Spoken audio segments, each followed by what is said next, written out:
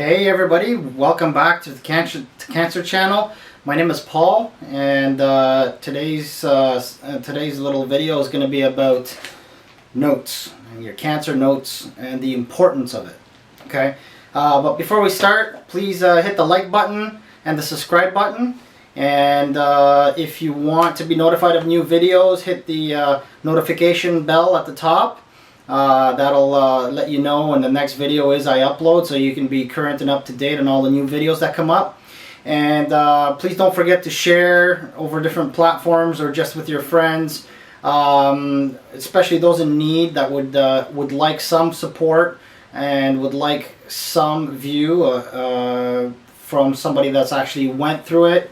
And hopefully that can help them out, brighten up their day, and hopefully that can help them on their journey, which is the ultimate goal here, is to help the people out that are in need. So welcome back again. Thank you for joining me today. Like I mentioned, we're going to be talking about the importance of having a notebook with you on your cancer journey. Okay, it's totally your choice whether you do or you don't, but I'm here today to tell you that we did, and we're glad that we did, and I'll tell you why. We set up a book to help us in many categories, and I'll go through all of those categories in just a second. But one of the first things we did is we decided to name the book. So it'd be a book that would not just be a source of information and other details, but it would be a book of motivation, a book of perseverance, and a history book at the same time, for your own personal history book. Okay.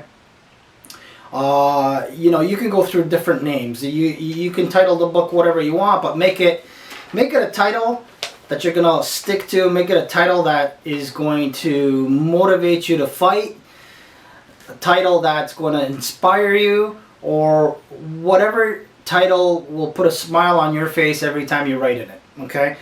You can. I've got a few over here, some cheater notes. You can title it something like "You've Got This," or you can title it "Never Give Up," or something like be brave, be strong, and be determined."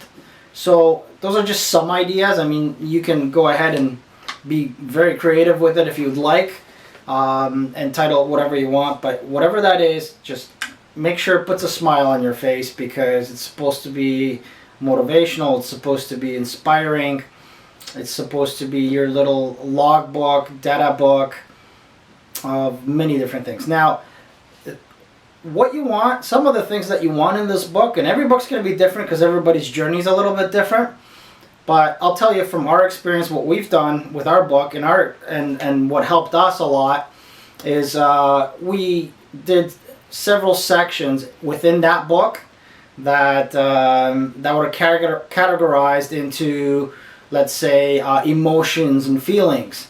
So we had one section out that said emotions and feelings, and what emotions and feelings we went through, what days, what stages of the cancer, how certain drugs made you feel, how certain chemo cocktails, as I would call them, would make you feel. And I call them cocktails for a reason, because every chemo treatment's got a little bit of a different mix of chemicals in it, and no two are alike, and every situation is going to be different depending on what your liver can tolerate, depending on what the rest of your organs can tolerate, and what is suited for your particular situation. So I call it a cocktail because of that, because you don't know what the exact mix is that's best for you until you get there and you cross that bridge. So so one section, which is going to be a big section that you can look back on, is the feelings and emotions section. Energy level, emotional state, psychological state, and all of these little notes can serve another benefit. When you go see your oncologist or your doctor, you can actually end up telling them, hey, look, this is how I felt after this chemo treatment, or this is how I felt after this drug, so on and so forth. And that's going to be valuable feedback for the doctor, because let's face it. When you're the reason I say put it down, because some people say, oh, that's okay, I'll remember, and very well, most of you will remember, but the problem is when you're taking chemo and or drugs that are very heavy on your body, you get brain fog, like complete brain fog, and sometimes you forget things. A lot of times you forget things, partly because of the drugs, and the other part is because your body's going through so much, and you're so tired and so exhausted that you don't put it in your permanent memory, and there are things that you will forget.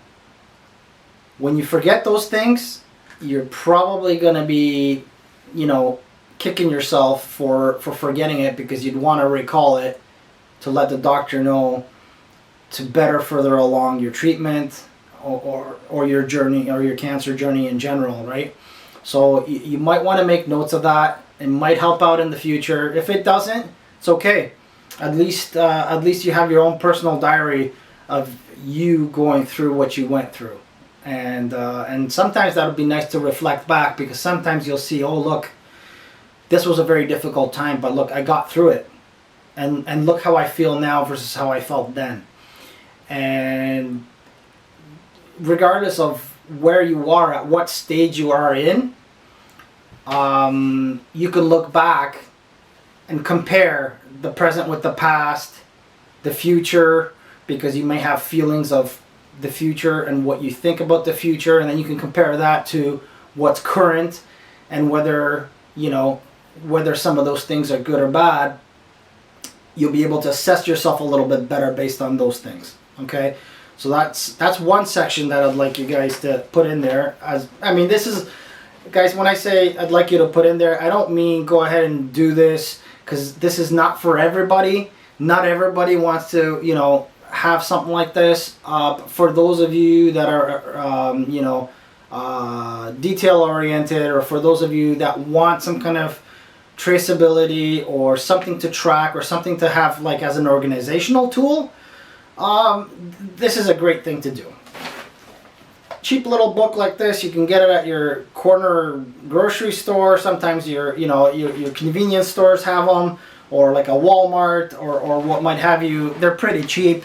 They're usually $5 to $15, but it's something that's worth your while, in my opinion. And it doesn't have to be anything fancy. It could be a simple book. It doesn't have to be anything fancy at all. As long as it's something that is decently small. You don't want anything too big, because if you want to carry it around everywhere with you, and these emotions sometimes come and go, and you never know when they're going to hit. And when they hit, you want to write down what you're feeling. You want to write down what's happening, what your thought process is, so on and so forth. Okay, so that's going to help you big time overall in many aspects that I've issued and addressed here. Okay, another one is make a section for appointments. That's what we did, at least. And yes, sure, you can put it in your phone, you can jot it down in your phone, but there's just something different about writing it down in a notebook. It almost comes to memory. It almost becomes memorized that you're going to have an appointment here with the oncologist or the doctor, or you're going to have your operation scheduled, or your next chemo treatment, or your next radiation treatment, or sometimes a little reminder as to when you should be taking your pills, right? If you're on some kind of pill form, or some kind of supplements, or whatever the case is. By the way, guys, if you are on some kind of supplements, please make sure you check it over with your doctor or oncologist before you go ahead and do it, because there are certain things that certain, I guess, vitamins or minerals or supplements that cross interact with the treatment, and it may cause more harm than good. So please consult your physician. I'm not a physician, so please consult your physician and find out what their recommendations are. Bring forward to the table what you want to bring in as a supplement, if you want to go that route, or alternative medicine, so on and so forth. And talk to them about it, and find out if you can do it, first of all, if it doesn't interact badly, because if it does, I don't suggest doing any of it behind the scenes. So, or at least wait till your treatment's over and then jump on these supplements and so on and so forth. Maybe do it that way if your doctor agrees with it. Because every situation is going to be different, so I can't speak for anybody else's situation. I'm not a medical professional, nor am I a doctor of any sort. Nor do I know what your situation is. So please, guys, all of this stuff that I'm telling you, it's all based on what we've experienced. And every situation is going to be different, so you'd have to consult your physician in regards to that. But today, we're just talking about the notebooks and the importance of having a notebook and the benefits of it, of course. One key section should be about questions, answers, procedures, things of that nature. So you want to make a section there for questions that you have for your oncologist, your doctors, so on and so forth. Reason being is because even if you're going to undoubtedly have more than a few questions, you're going to have hundreds of questions, especially in the very beginning of this journey. So if you don't write down all the questions that come to mind right away, at that point, you're risking the chance that you might forget it. And let's face it, there's not too many opportunities that we have to be in front of the doctor to ask those questions, or if we forget a question, and it's a question we really wanted to know, then you're probably going to end up kicking yourself for not writing it down. So hence the importance of the book for those questions. That's critical, because you don't know when that question is going to pop to mind. Either yourself or your support person might bring it up, or your spouse or your partner or whoever is closest to you, or your loved ones. And you want to make sure you make note of that. Either investigate it or ask the question, so on and so forth. Okay, things like outlook, prognosis, preparations that you need to make before certain dates, before certain events take place in your cancer journey. Okay, operations, side effects, and side effects of the operation, side effects of the drugs you're taking. Also, any procedures that may follow, or what options you may have.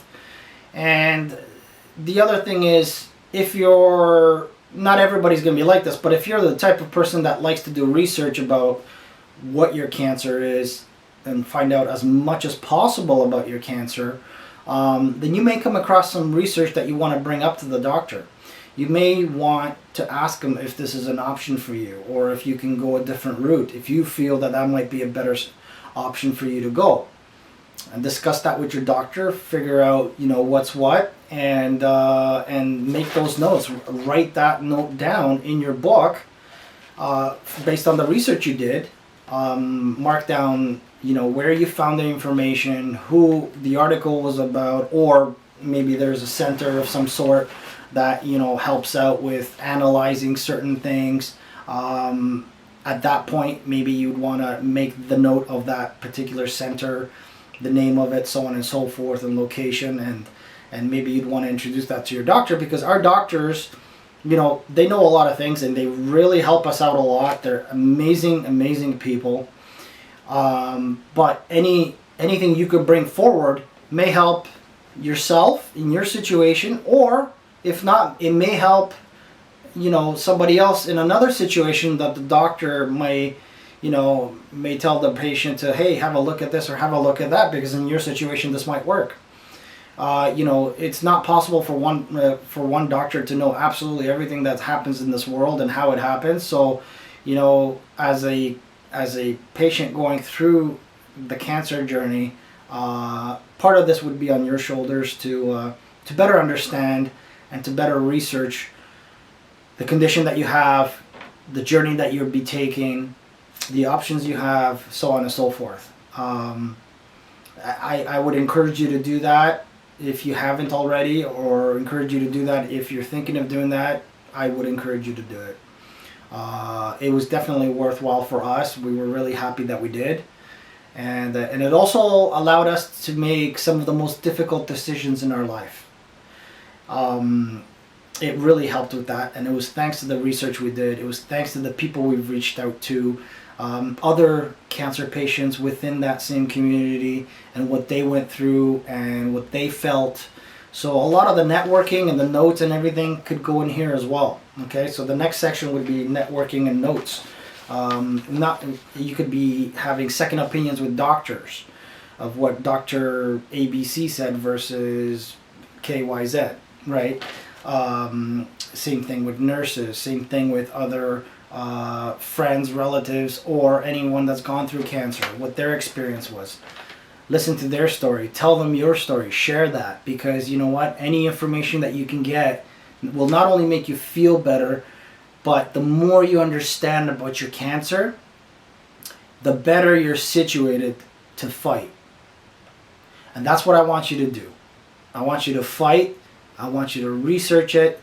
I want you to do the best job you can for the best chances that you can. And I hope that you're the type of person that would like to do that, because I do strongly believe that it will help. Okay? Now, if you're the type of person that doesn't want to do that, that's fine too. Because there's a lot of people out there that, that don't want to hear it. They just want to trust in the system, and they just want to go ahead with the system because it's too overwhelming for them. And that's perfectly fine.